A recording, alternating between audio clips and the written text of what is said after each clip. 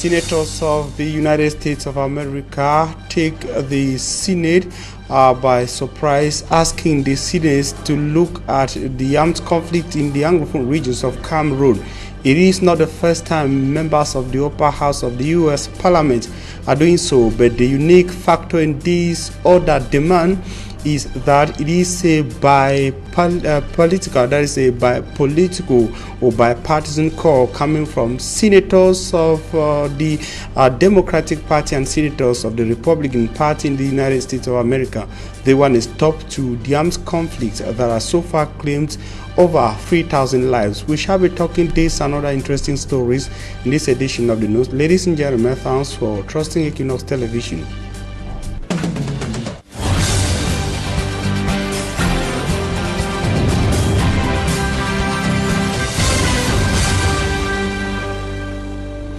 We are 1 minute past 5 p.m. in Kumasi in Ghana. It is 1 minute after 6 p.m. in Yaoundé, Cameroon's political capital city. On to the primetime newscast on Equinoxe Television. We are broadcasting live from Cameroon's economic capital city, the city of Douala. Thanks for choosing to listen to information on the best of television channel across the Republic of Cameroon. We begin with our top story, taking you to the demand of some 13 senators of the United States of America. It is a bipartisan call coming for the first time from members of the U.S. Senate since the start of the armed conflict in the Anglophone Northwest and Southwest regions of Cameroon, led by Jim Rich, a senator from Idaho in the United States of America. They are asking the U.S. Senate, the international community, and national stakeholders in Cameroon to halt confrontations and ensure that the armed conflict ends. They indicate that the U.S. Senate and the international community cannot and must not be silent at a time when many are being killed and several atrocities are committed in the northwest and southwest regions of Cameroon. More in the following report. U.S. senators do not believe there has been any form of dialogue to end the armed conflicts in the Anglophone regions of Cameroon and are bent on putting pressure on the international and national stakeholders to end the armed conflict, which has now claimed close to 4,000 lives, according to figures presented by national and international rights groups in Cameroon. Led by Republican Senator Jim Rich from Idaho in the United States, the 13-man bipartisan delegation tabled a resolution to the U.S. Senate condemning the violence in the Anglophone regions of Cameroon. In an address to the press, the group of Democratic and Republican senators say the crisis has crippled the country's political and economic landscape. Senator Jim Rich, leader of the delegation, says the international community must do more to speak out against the atrocities of these conflicts and engage all sides to pursue an inclusive and constructive path towards peace and stability. To them, resolving these conflicts will allow Cameroonians to fully realize their own constitutional and democratic ideals, pursue justice for those whose lives has been lost or destroyed, and restore Cameroon's robust security and economic partnership with the United States of America. The United States Senate, they explain, cannot be silent in the face of grave human rights abuses in the northwest and southwest regions of Cameroon. This is, however, not the first time that the United States senators are calling for intervention in the armed conflicts in the northwest and southwest regions of Cameroon. It is, however, the first bipartisan call of this nature, coming since the start of the crisis. If this bipartisan pressurative call will be able to go further and produce the results by getting the international community to fully focus on Cameroon is a question to be answered as time unfolds.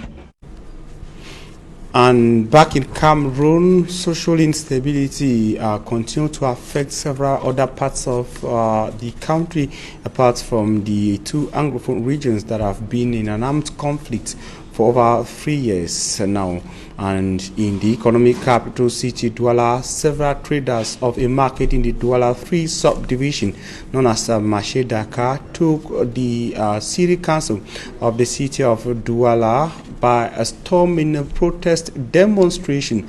They are angry over a decision of the market master to seal the shops, some shops in the market, and mainly the shop belonging to the president of the traders of the Marché Dakar in the city of Douala. More with Marklet Fogwe.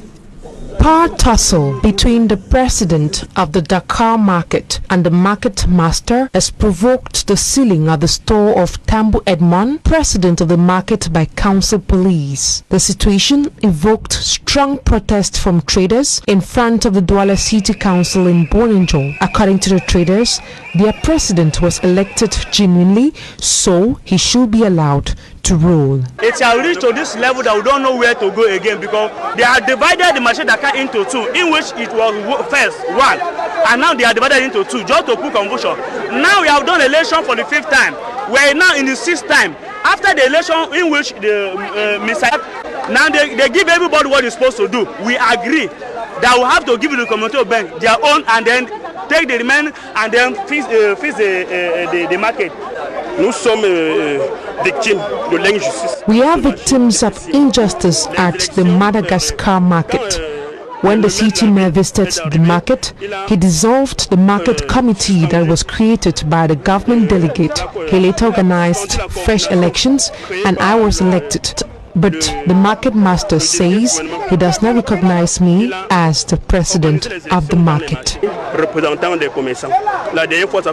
These traders are demanding that the store of their president be unsealed immediately. Another protest action was staged in front of the company in charge of distributing electricity in Cameroon. They are protesting against the exorbitant bills given to them by the company. They are equally decrying the dilapidated state of some poles, with many of them now crisscrossing several streets, putting the lives of the population in danger. United under an association on an ensemble, the population are calling for an end to all these challenges they are facing. The company should not always wait for someone to be electrocuted before they come to the scene. Electricity bills are very high. Let our bills reflect what we consume. We discussed with the manager a month ago and we told him about the challenges we are facing. He promised addressing our plights, but nothing has been done. Responding to their plights, a new workers announced that the company will be setting up a special system to handle their complaints within 72 hours. That report there from Marché Dakar in the Douala 3 subdivision compiled by Immaculate Fogwe. It was, however, important to have noted at the end of the first report that is with regards to the reaction of members of the U.S. Senate to the armed conflict in the northwest and southwest regions, that the mayor of the city of Bamenda, chieftain of one of the conflict-stricken regions of Cameroon, that is the northwest region of Cameroon, has stated that inconveniences experienced by owners of motorcycles and inhabitants of Bamenda following the implementation of a decision demarcating where motorcycles should operate temporarily will be handled squarely. And of course, according to information so far gotten from the mayor of the city of Bamenda, an online news organ in Cameroon, Paul Tembeng, indicated that inhabitants of Bamenda will soon adapt to the inconveniences caused by the new decision aimed at maximizing security in the northwest regional chieftain Bamenda. It should be recalled that Bamenda has entered into day 2 just after the decision of the mayor of the city of Bamenda banning the circulation of commercial and private motorcycles within a larger portion of the city. It has, however, made life difficult and movements difficult for inhabitants of the northwest regional chieftain. It is still in the context of the armed conflict. It is aimed at ensuring security. And now we take you to the far north region of Cameroon to another protest demonstration. This time around, road users and transporters who are expressing their dissatisfaction and discontentment with a recent decision taken by authorities in that parts of the Boko Haram stricken region of Cameroon. Immaculate Fogwe once again tells us details. Activities of drivers plying on the Marwa stretch of road in the far north region of Cameroon have been grounded after the drivers decided to stage a strike action. The bus drivers are accusing the delegate of transport of having confiscated their car documents. They are equally protesting against constant harassment they face from security forces. We wanted that the delegate of transport to leave us walk alone. We don't want that he should disturb us. All what we are doing is to struggle. We are struggling to have to pay our salary, to pay our house, to pay everybody. We don't want that he should disturb us. Please, it's what we need. We need peace with him. We don't want problem with him. If he want problem, we can go far. According to the regional delegate of transport, Ali Dobla, many of these bus drivers whose documents were seized were not in possession of their grey card, making it difficult for them to know if it is a stolen vehicle or not. According to him, no vehicle has been impounded as they are still in the awareness phase. The strikers consider that we cannot check their files, and we have instructions of our hierarchies to go through the agencies on roads, and there are transporters to verify if they are respecting all instructions or all regulation relating to road safety and road transport. Most of their buses were parked in front of l'Avenue des Banques, with the drivers insisting that the administration provides solutions to their plights. And we give you this note in politics in Cameroon, talking about the resignation of Romeo from the ruling Cameroon People's Democratic Movement's political party, that is the CPTM. Romeo says he wants that the regime should not dare to oppose that is to posthumously decorate his body with medals when he dies, when it comes or when it cannot recognize his sacrifices while he is alive. It should be recalled that he's been a member of the ruling CPTM political party for several years in Cameroon, and of course indicating that he has not benefited anything from the ruling CPTM party, the party that has been ruling Cameroon for over 37 years. And of course he decided to step down from that party, and also calling on party officials, consequently the government in Yaoundé, not to posthumously decorate him after he dies. He wants his benefits from the party to be given to him while he is still alive. And of course the resignation from the ruling CPTM party is making news across the Republic of Cameroon. And I will take you to education to talk about the defense of some students of an institution, and of course in the University of Aboya in the southwest region of Cameroon. And of course some students who successfully had a study on the need to cater for women with pregnancies and complications across the hospital institutions across the Republic of Cameroon. We shall be coming back to that in subsequent editions of news on Equinoxe Television. And to Mali, that is out of Cameroon, to Mali in West Africa, to say that ECOWAS has given Mali, the military junta in Mali, 1 week to appoint a civilian president and a prime minister for a transitional government that will reign for a year in provision of the constitution in Mali. Meanwhile, hundreds of people demonstrated in Bamako, Mali's capital, Tuesday in support of the junta that has seized power, or that has took power from Mali's president Ibrahim Boubacar Keïta. Innocent as it tells us more in the following report. Hundreds of people demonstrated in Mali's capital Bamako on Tuesday in support of the junta that has seized power in a coup as debate rages over the time frame for the country's return to civilian rule. The protests were led by an opposition coalition called the June 5 Movement and a new group calling itself the Popular Movement of September 4. and period with hundreds of government representatives, political parties and civil society groups in attendance. Hours before the talks began, supporters of the M5 RPF coalition, the same group which led mass demonstrations against Keita before the coup, began to protest, accusing military rulers of excluding them. The demonstration brought the opening ceremony to a halt, and their protesting stopped when it was announced they would be allowed to participate. Meantime, in the Republic of Niger's capital. Coming up is Talking Point. Stay with us.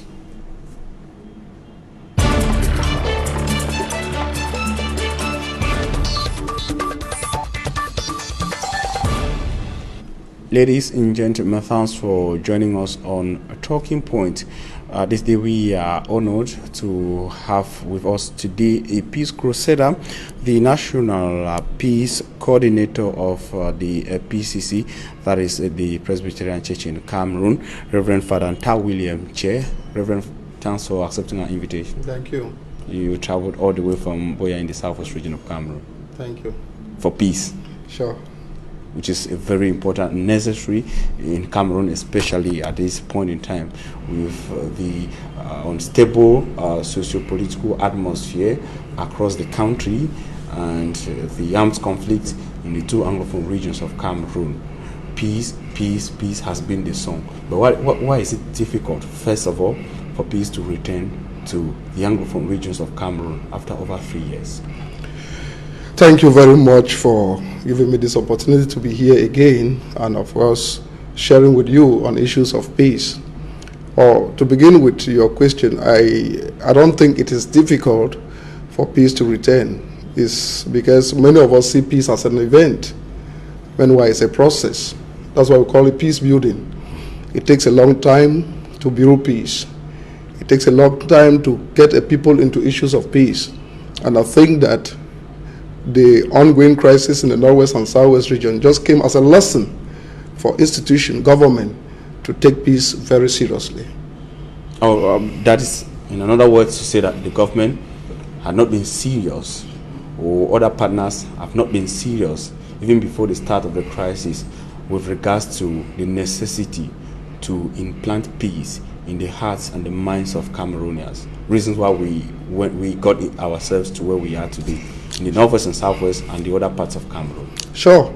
There's what we call in negative peace. That's what Cameroon has enjoyed for the years behind, and which of course is like a volcano that it keeps bubbling, and the early warning signals were there. It's not like we're taken unaware. What are some of these signals? You talk about negative peace, and of course what politicians, especially those of the ruling CPTM party, would love so much to say, prided themselves in, was this phrase, Cameroon, land of peace, Cameroon, a peace fountain in Africa. And you are talking about negative peace.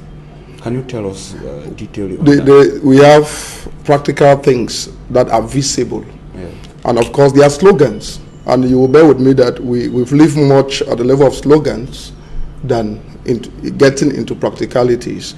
And this is where I believe Cameroon has found its place, where many people have gotten interest in talking partisan politics, because every human being is a political being. But when we talk partisan politics, which is built more on interest than the need of the people, that's where the problem becomes.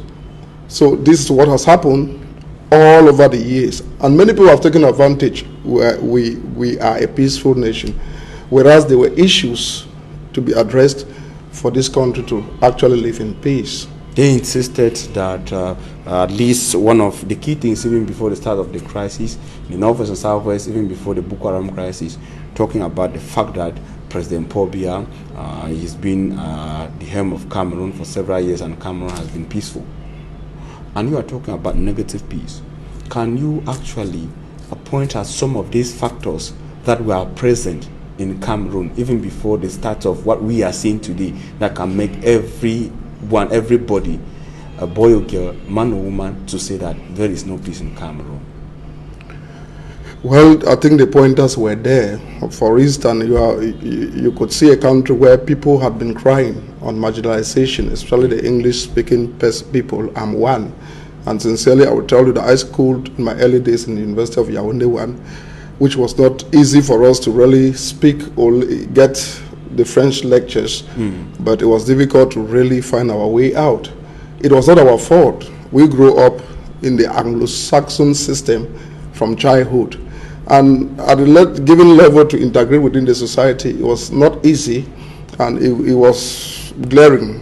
I give you an example that my younger brother was in National Polytech, the only Anglophone in Yaoundé who graduated in his batch, graduating with excellent. Because they were forced to leave, or those of the north and southwest regions were forced to go to the French-speaking regions because there were some institutions that did not exist in these regions, and of course they needed education and for other reasons.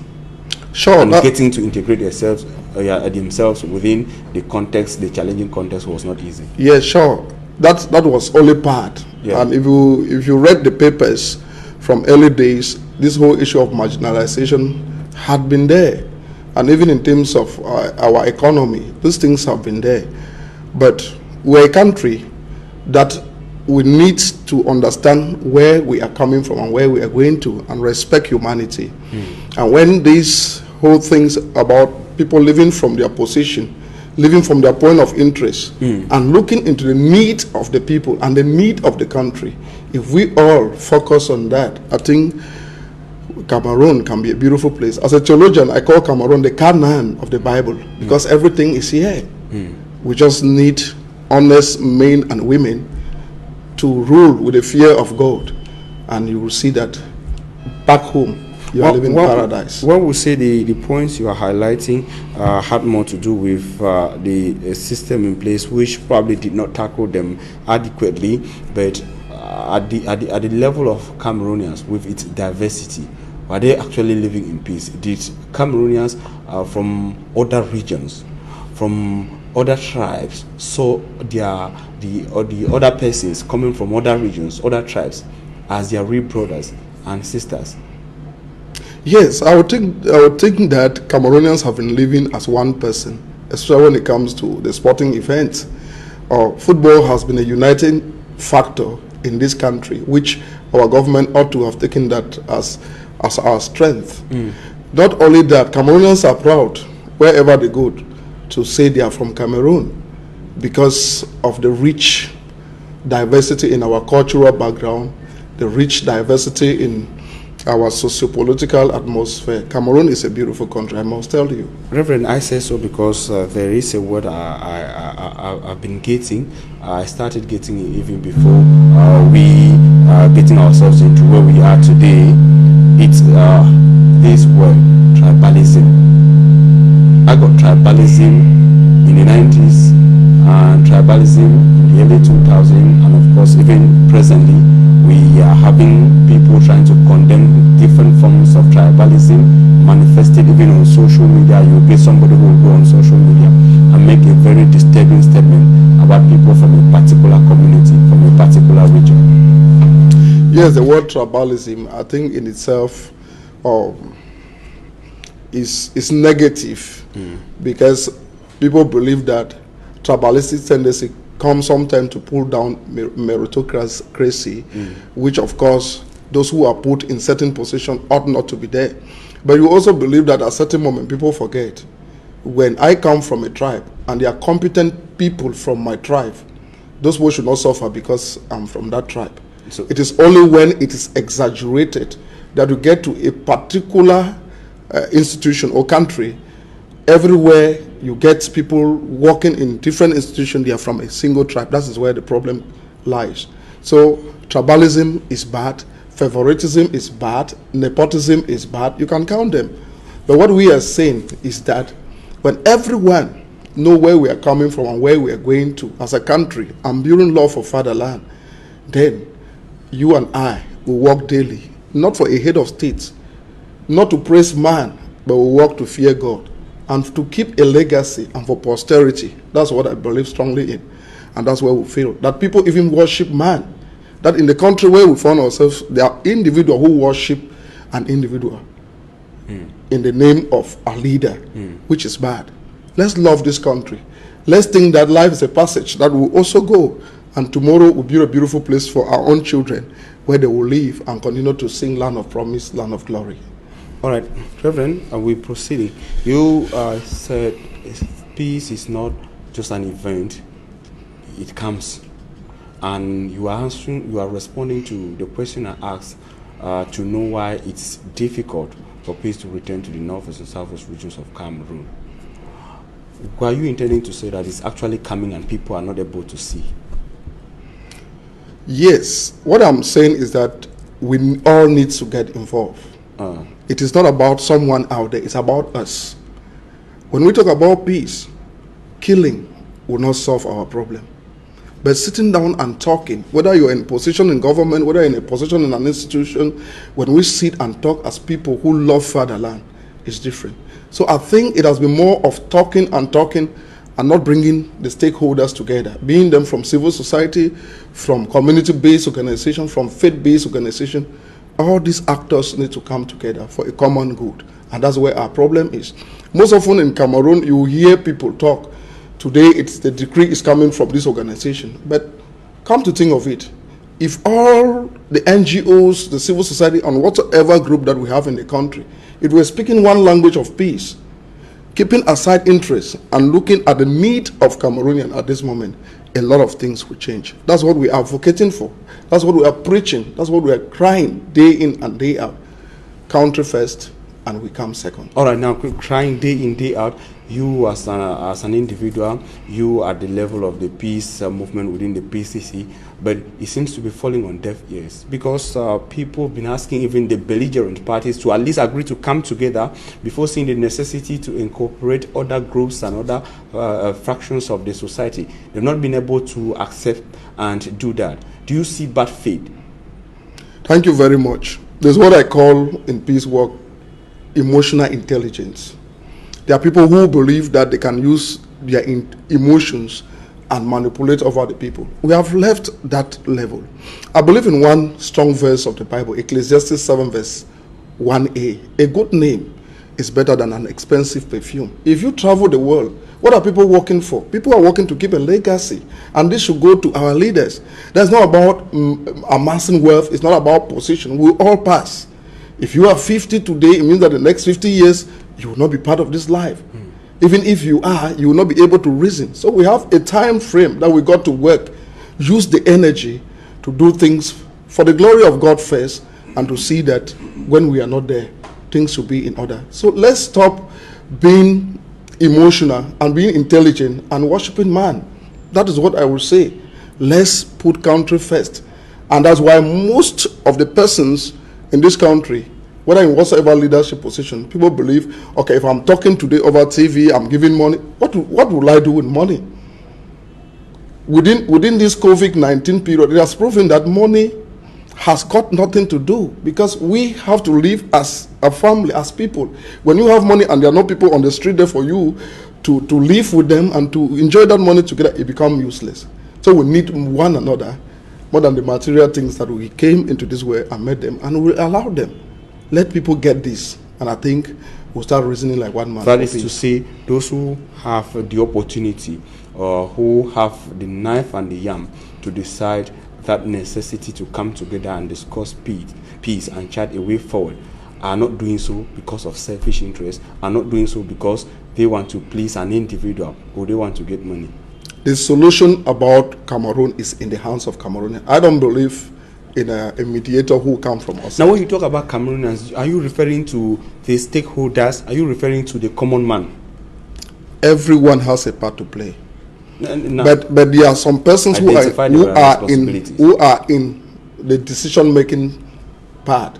For instance, if I start from the Senate, the Parliament, to the municipalities, and coming to faith-based organization where I belong, each and every one of us has a part to play. Where do you live your conscience? Where do you believe that tomorrow people will look at your work and assess, what do you have to keep as a person? This is what is important. And this is where Cameroonians should be looking forward to this, more at the level of your conscience. Kwame Nkrumah, Leopold Senghor, and the other great Africans leaders live in that philosophy of conscientism, which has carried Africa to some values. Let's have this. I have it. Sincerely, I value this country. I love this country. I always have these values in each thing I do. Not for my moderator, not for the head of state, not for any director, but believing that God sent me here to work in my own time and to maintain good relationship with whatsoever that I live with. Now, if what you're preaching now is accepted by the common man especially the Anglophones who are feeling the pinch of this crisis the more, the common Anglophone, if they accept it, they want to put it into practice to say, okay, I want to live a peaceful legacy, I want to do something positive to my community. What should they do at a time when they want it, they have accepted it, and they want to do something, but those holding the guns, those deciding who should live and who should not live in these regions, are not ready to do so? I'll bring you into 3 words. 1, let all of us Cameroonians, we have all committed errors, knowing or unknowingly. Let's accept our fault. 2, let's give a chance for forgiveness. Let's forgive one another. From my biblical precepts, I know that I was born a sinner and God has forgiven me to be where I am. Why not forgive another person? I know it hurts. I know people lives have been killed. But what we should do now is thinking a way to reconcile. Let's reconcile. And for those in authority, if you are a father and you are able to tell your child, see, what I have done, I am sorry. I think most family will hold their hands together and say, those years behind were wasted years. This is another opportunity for us to rebuild and move on. That is where we should find ourselves. And if we begin that from the family, from the community, from our various regions, I tell you, it will not be long. Peace will return. And when people sincerely open up, not playing some diplomatic games behind, they open up for forgiveness. I've watched that in Kenya, where there was a national day for fasting and prayer and reconciliation. Opposition leaders, those who killed themselves with a gun, they came and embraced each other. I was in Rwanda. I witnessed bones. I witnessed dead bodies. And that country is at peace to an extent today. Why can't we get this lesson that war does not pay? That we need to come together like brothers and sisters and talk like one man. If we learn this, it is a path to peace. Interesting the way you put it, Reverend. But does the peace movement of the PCC and the other peace associations wherein you are involved, do they recognize peaceful protest? Yes, thank you. You mentioned PCC. I want to first of all thank you and tell you the PCC is a church with a different, because it is a church that is well disciplined and built on principles. And I want to celebrate God for this church because they have been able, within Africa, within one of our international conference, PCC was recognized as that church that has the peace structure until they have appointed somebody to lead as a coordinator. Meaning that the number 1 person, crusader of the church, the Right Reverend Funky Samuel Foba, is that person who calls for peace and cries for peace. And he encourages me all the time to do this great work. So the church as a whole will bear that cross of Jesus, who himself is the author, who himself preached peace and died for peace. These principles and what we follow or what we stand for have continued to live in the PCC. Thanks to this great vision for the visionary of our church. Okay. Now, the PCC, because you are talking about the PCC already, was very vocal since the start of the crisis. But one would say that the church, the PCC in particular, has gone silent these days. The statements we were used to getting from the PCC vis-a-vis attacks, vis-a-vis the worsening nature of the crisis, are not forthcoming these days. What's happening? No, have you guys been the PCC has not been silent. There's a difference between being vocal and doing the work. Now we are doing more of capacity building. We are in a project where we intend to train more than 5,000 Peace Crusaders in Cameroon. We are on 3,000 plus.